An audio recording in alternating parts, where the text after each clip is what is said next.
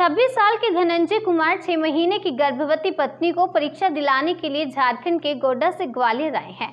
दोनों ने 1200 किलोमीटर का यह सफर 3 दिन में स्कूटी से पूरा किया। धनंजय की पत्नी सोनू हेम्ब्राम 24 साल की है। वे शिक्षक बनना चाहती हैं। सोनी ग्वालियर में D El Ed diploma in elementary education second year का एग्जाम दे रही हैं। पति 10वीं पास भी नहीं है। आइए आज इस कहानी के नायक धनंजय कुमार की जुबानी ही उनकी बातें सुनते हैं। कहाँ से आए आप? मैं गोड्डा से आया हूँ। हम दोनों अभी हम लोग ने गोड्डा से जब आने से पहले हम लोग ट्रेन पे आने का सुविधा नहीं था। ट्रेन कैंसिल हो गया और हम लोग ने आने के लिए एक डिसाइड किया कि जाना तो फिक्स है। 10वें महीने में मेरा वाइफ का डिलीवरी है। अगर उस मंथ में अगर हम लोग आ नहीं पाएंगे बिल्कुल। और सेकेंड ईयर है और मेरा वाइफ पढ़े लिखे में भी तेज है और मैं नहीं चाहता हूँ कि इसकी पढ़े लिखे में कोई प्रॉब्लम हो पढ़ाई के हिसाब से। और मेरा क्वालिफिकेशन नहीं है, मैं पढ़ाई ज़्यादा नहीं किया और नॉन मैट्रिक हूँ। मैं सोचता हूँ कि मेरा वाइफ को अगर पढ़ लिख के कोई आगे बढ़ाऊँ तो कल के दिन में याद करेगा मेरा हस्बैंड हेल्प किया। मैं एक कुक हूँ। गुजरात में लंबे समय से कैंटीन में खाना बनाता था। पिछले साल 2 दिसंबर को मेरी शादी सोनी से हुई। वह मेरे साथ ही रह रही थी।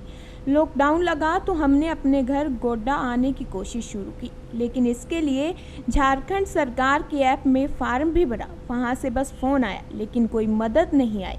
इस बीच हमारे कैंटीन के मालिक ने हम दोनों का हावड़ा तक का टिकट करा दिया। हावड़ा से गोड्डा पहुंचाने के लिए बस वाले ने 10,000 रुपये ले लिए, जबकि हावड़ा से गोड्डा करीब 375 किलोमीटर दूर है। मेरी जमा पूंजी घर पहुंचने में ही खत्म हो गई। 3 महीने से घर में बैठा हूं। 23 अगस्त को मेरे भाई की मौत हो गई थी। मैं बोकारो में था। मेरे पास पत्नी का फ़ोन आया कि एग्ज़ाम की डेट आ गई है, इसके लिए ग्वालियर चलना पड़ेगा। मैंने एक दिन में भाई की अंतिम क्रिया के सारे काम निपटाए, वापस गोड्डा पहुंचा, लेकिन यह समझ नहीं आ रहा था कि जाएंगे कैसे। एक तो पैसे नहीं, ऊपर से जिस ट्रेन में टिकट कराया था वह भी कैंसिल हो गई।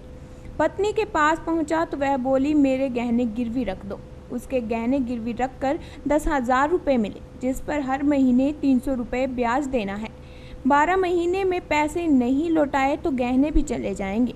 पैसों का इंतज़ाम होने के बाद हमने घर वालों से कहा कि हमारे जाने के लिए भागलपुर से गाड़ी का इंतज़ाम हो गया है। हम अपने घर गोड्डा से भागलपुर के लिए स्कूटी पर निकले। मुझे भी उम्मीद थी, लेकिन जब भागलपुर पहुंचे तो बस वालों ने एक सवारी का 2,500 रुपये किराया मांगा।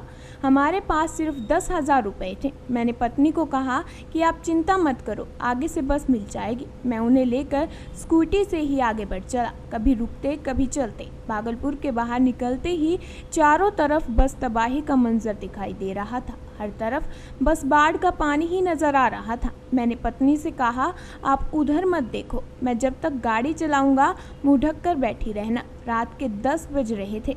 हम मुजफ्फरपुर पहुंच चुके थे। बारिश भी हो रही थी, दोनों गीले हो गए थे और भूख भी लग रही थी। यहाँ एक लॉज में 400 रुपये देकर कमरा लिया। करीब 12 बजे दोनों सोए। सुबह उठे तो पत्नी बोली मेरी तबीयत ठीक नहीं लग रही। मैंने उन्हें कहा कि आप हार मत मानो, मैं आपको लेकर जाऊंगा। आपको कुछ भी नहीं होगा और हमारे बच्चे को भी। ऊपर वाला हमारा परिश्रम देख रहा है। सुबह करीब 4 बजे हम दोनों लखनऊ के लिए निकल पड़े। कभी लगातार बैठने के कारण तो कभी खराब रास्ते की वजह से पत्नी के पेट में दर्द उठता था, लेकिन हमने हार नहीं मानी।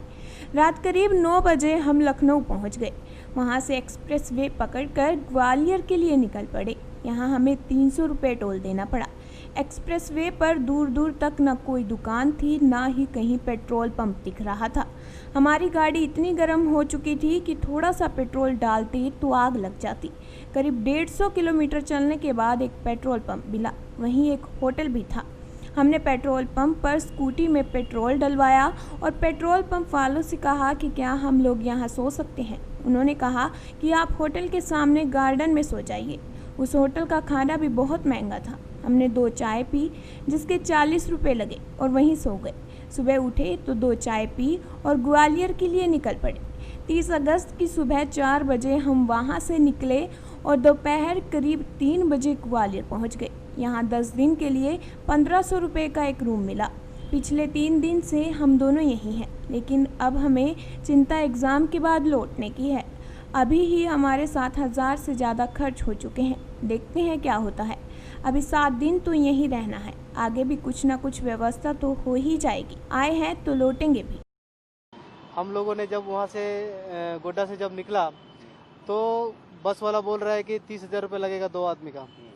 तो हमारे पास गरीब की स्थिति है, पैसा वैसा है नहीं, और हम लोग जाएँ तो कैसे जाएंगे। हम लोग सोच रहे हैं, तो एक सोच निकला मेरा वाइफ का। अपने पास जेवर था, इसको पहनाया था शादी में 2 दिसंबर को।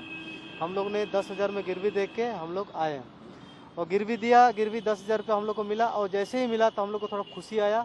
हम दोनों ने बहुत थोड़ा थोड़ा करके पैसा खर्चा किया है। आते समय करीब 3 से 4 हज़ार का समथिंग में लगभग खर्चा हुआ है गाड़ी में आते वक्त। और आने के लिए सुविधा मतलब ऐसे ही था, पूरा पानी दे रहा था और रिमझिम, और मेरा वाइफ भी भींज रहा था, हम भी भींज रहे थे।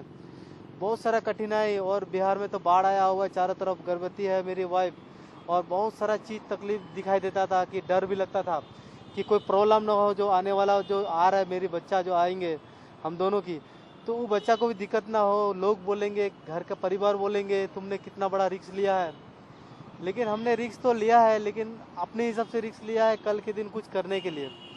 और लोगों का हिसाब से किसका पेपर था, किस चीज़ का पेपर है, क्या आपकी पत्नी का? पेपर DLED का पेपर था, सेकंड ईयर। अच्छा, कितने किलोमीटर की यात्रा आपने की है? करीब 1200-1300 की समथिंग में 1300 किलोमीटर हम लोग ने गोड्डा से या ग्वालियर तक पहुँचे हैं। झारखंड से? मेरा नाम धनंजय कुमार हंसदा है। मैं बोकारो डिस्ट्रिक्ट का रहने वाला हूँ, लेकिन गोड्डा में हम लोग रहते हैं प्रॉपर अभी। और फिलहाल के लिए हम लोग बहुत अच्छे हैं। हम लोग एग्जाम देने के लिए झारखंड से है ना? जी, झारखंड से। क्या नाम है आपका? सोनी हेम्ब्रम है। आपके पति आपको यहाँ तक लेकर आए हैं, ये बहुत कम देखने को मिलता है कि किसी पत्नी का पति इतना ज़्यादा सहयोग करते हैं। आपको कैसा लग रहा है? क्या का पेपर था आपका? मुझे अच्छा लग रहा है कि मेरे पति इतना सपोर्ट कर रहे हैं, इतना ये मतलब सब मेरे रिलेशन, मेरे परिवार सब बोल रहे थे ऐसे हाल में मत जा। मेरे पति ही बोले कि हम किसी तरह तुमको ले जाएंगे, एग्ज़ाम दिला के ही रहेंगे।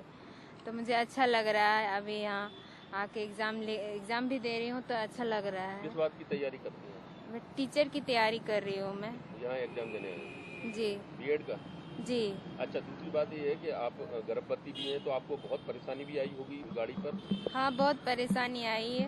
रास्ते, एक तो बिहार के रास्ते बाढ़ से पूरे खराब हो चुके थे, तो उबड़ खड़ उससे भी बहुत तकलीफ हो रही थी। फिर 1200 किलोमीटर ऐसे बैठे बैठे एकदम पैर सब पूरा दर्द करने लगा था, पूरा शरीर, पैर भी मेरे फूल गए थे और पूरा पानी में भींजते भींजते आए हैं।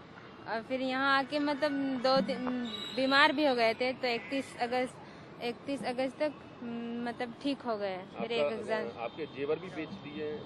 हाँ, मैंने मतलब जेवर गिरवी करके मैं यहाँ आई हूँ। पैसे मतलब लॉकडाउन में काम नहीं हो रहे थे, जिस वजह से पैसे भी पूरे दिक्कत हुए थे। तो अब तुरंत एग्ज़ाम के लिए पैसे कहाँ से इंतजाम हो पाएगा, इसलिए वो गहने जिवरी करके ही आए हैं।